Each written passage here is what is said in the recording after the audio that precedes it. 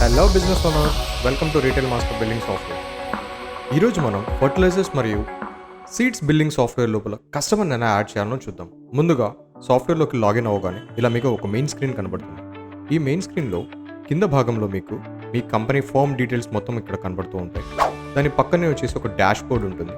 ఈ dash board లోపల మీ day to day transactions ఏవైతే ఉంటాయో ఆ day to day transactions details అన్ని ఇందులో ఉంటాయి.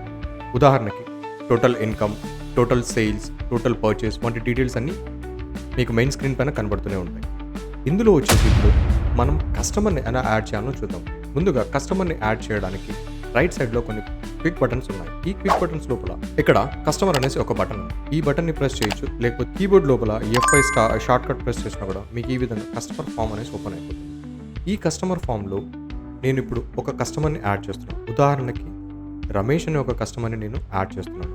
ఈ కస్టమర్ యొక్క డీటెయిల్స్, అడ్రస్ ఏదైతే ఉందో ఇవన్నీ వచ్చేసి ఫాస్ట్గా నేను ఇప్పుడు యాడ్ చేసేస్తున్నాను అనమాట.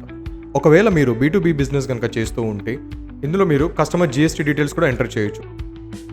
మీరు ఒక సాఫ్ట్వేర్ నుంచి మా సాఫ్ట్వేర్లోకి మైగ్రేట్ అవుతున్నా, లేకపోతే ఆల్రెడీ మీరు బిజినెస్ చేస్తూ ఉన్నా, ఎవరైతే మీ దగ్గర కస్టమర్స్ ఉంటారో ఆ కస్టమర్స్ యొక్క ఓపెనింగ్ ప్రీవియస్ బ్యాలెన్స్ ఏమైనా ఉంటే ఈ ఓపెనింగ్ బ్యాలెన్స్ లోపల యాడ్ చేయొచ్చు. ఇప్పుడు నేను యాడ్ చేసిన కస్టమర్ నాకు ఆల్రెడీ ఒక 5,000 రూపీస్ ఇవ్వాల్సి ఉంది. అందులో వచ్చేసి నేను 5,000 అని యాడ్ చేస్తున్నాను. మీరు ఎప్పుడైతే కస్టమర్ని యాడ్ చేస్తారో ఆ కస్టమర్కి వచ్చేసి మీరు క్రెడిట్ ఇవ్వాలా లేదా అనేసి ఇక్కడ డిసైడ్ చేసుకోవచ్చు అనమాట. అలానే ఎంత క్రెడిట్ ఇవ్వాలి అనేది కూడా మీరు డిసైడ్ చేయొచ్చు. నేను ఈ రమేష్ అనే కస్టమర్కి 10,000 వరకు నేను క్రెడిట్ ఇవ్వాలి అనుకుంటున్నాను. ఇక్కడ 10,000 యాడ్ చేసేసాను. పక్కనే వచ్చేసి మీకు ఒక బటన్ ఉంటుంది. ఇక్కడ ఎస్ నో అనేసి ఆప్షన్ ఉంటుంది. నో అంటే మీకు క్రెడిట్ లిమిట్ ఉండదు, ఎస్ అనగానే మీకు క్రెడిట్ లిమిట్ ఉంటుంది. ఎస్ అనేసి క్రెడిట్ లిమిట్ యాడ్ చేసేసాను. ఈ టర్న్ అరౌండ్ పీరియడ్, సో మీరు క్రెడిట్ ఇచ్చిన తర్వాత ఎన్ని రోజులకి వచ్చేసి మీరు అమౌంట్ రిటర్న్ తీసుకోవాలి అనుకుంటున్నారు అనేసి దీంట్లో మీరు మెన్షన్ చేసుకోవచ్చు.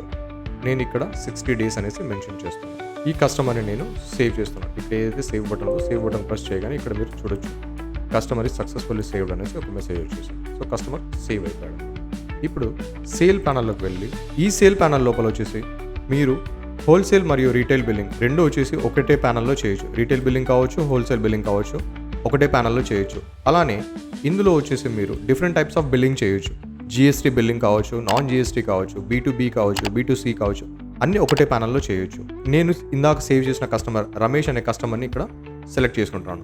రమేష్ అనే కస్టమర్ని సెలెక్ట్ చేసేసుకొని నేను సాటిస్ఫై అనేసి ప్రోడక్ట్ని సెలెక్ట్ చేసుకుంటాను. ఈ ప్రోడక్ట్ సెలెక్ట్ చేసుకోగానే ఇందులో వచ్చేసి మీకు ప్రోడక్ట్ యొక్క నేమ్ ఏదైతే ఉందో ప్రోడక్ట్ నేమ్, దాని తర్వాత దాని బార్కోడ్, దాని MRP, దాని తర్వాత దాని కెమికల్ కాంపోజిషన్ ఏదైతే ఉందో ఆ కెమికల్ కాంపోజిషన్ కూడా ఇందులో చూపిస్తుంది అనమాట మనకి.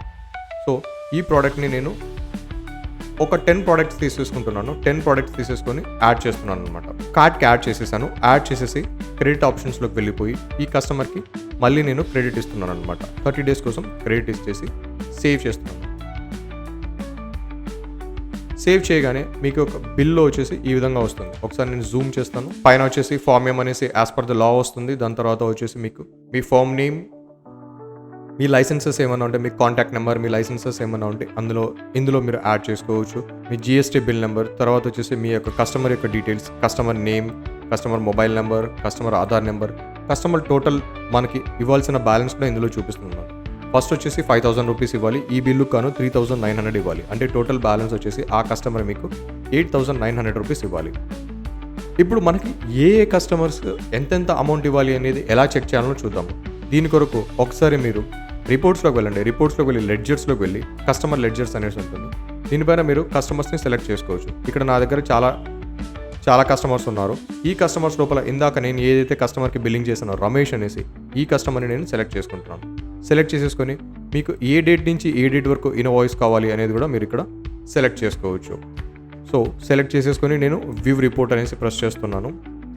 మనకి లెడ్జర్ ఓపెన్ అయిపోయింది. ఈ లెడ్జర్ లోపల వచ్చేసి మీ customer ID, customer name, customer యొక్క డీటెయిల్స్, దాని తర్వాత ఇక్కడ మీరు చూడొచ్చు కస్టమర్ ఓపెనింగ్ బ్యాలెన్స్ వచ్చేసి మనకి 5,000 రూపీస్ స్టార్టింగ్లో ఉంది. దాని తర్వాత వచ్చేసి కస్టమర్ 4th డేట్ రోజు వచ్చేసి ఒక బిల్ చేశాడు. ఆ బిల్ యొక్క GST నెంబర్, ఇన్వాయిస్ నెంబర్ ఏదైతే ఇక్కడ ఉంది, టోటల్ వచ్చేసి బిల్ అమౌంట్ 3,900 అయింది. క్రెడిట్ వచ్చేసి కస్టమర్ది 8,900 ఉంది. ఫర్ ఎగ్జాంపుల్ ఇప్పుడు మళ్ళీ ఇదే కస్టమర్కి బిల్ వేసి చూద్దాం. సో సేల్ ప్యానల్లోకి వెళ్ళాను. సేల్ ప్యానల్లోకి వెళ్ళి ఇక్కడ రమేష్ అనేసి కస్టమర్ని మళ్ళీ సెలెక్ట్ చేసేసుకుంటున్నాను. సెలెక్ట్ చేసేసుకొని ఇప్పుడు డిఏపి తీసుకుంటున్నాను. ఈ డిఏపి తీసేసుకొని ఈ డిఏపి వచ్చేసి 30 పీసెస్ తీసుకున్నాను. 30 పీసెస్ తీసుకుని యాడ్ చేస్తున్నాను. ఇక్కడ మీరు ఒకసారి టోటల్ గమనించవచ్చు, 37,500 రూపీస్ అయింది.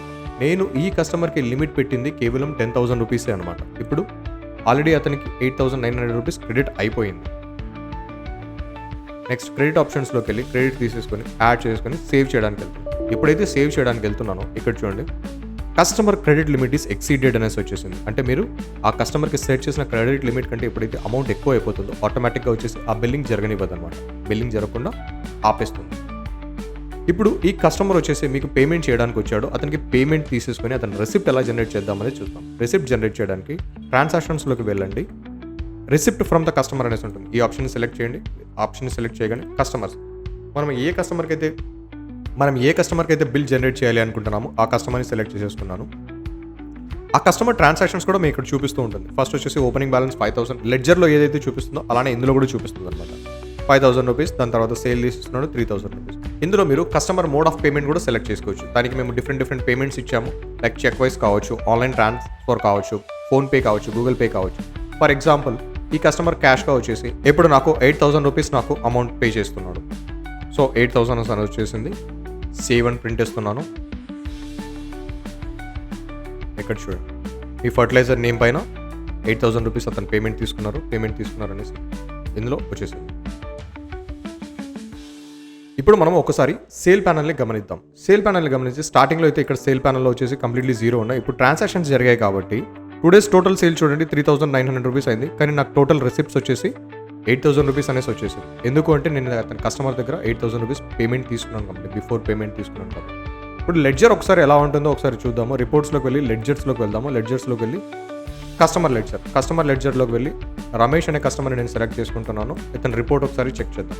రిపోర్ట్ చెక్ చేయగానే ఇక్కడ చూడండి బ్యాలెన్స్ వచ్చేసి 900 రూపీస్ అతను మీకు ఇవ్వాలని చూపిస్తుంది. ఈ విధంగా మీరు చాలా సింపుల్గా వచ్చేసి కస్టమర్ సేల్స్ మరియు అతని క్రెడిట్స్ వచ్చేసి మీరు మేనేజ్ చేయొచ్చు. ఈ సాఫ్ట్వేర్ మీరు మీ ఫర్టిలైజర్స్, సీడ్స్ మరియు పెస్టిసైడ్ షాప్లో యూస్ చేయాలి అనుకుంటే వెంటనే స్క్రీన్ పైన కనబడుతున్న నెంబర్కి మాకు కాల్ చేయండి. ఇలాంటి మరిన్ని వీడియోస్ కోసం మా ఛానల్ని సబ్స్క్రైబ్ చేయండి, లైక్ చేయండి మరియు మీ బిజినెస్ ఫ్రెండ్స్తో షేర్ చేయండి. Thanks for watching retail master billing softwares.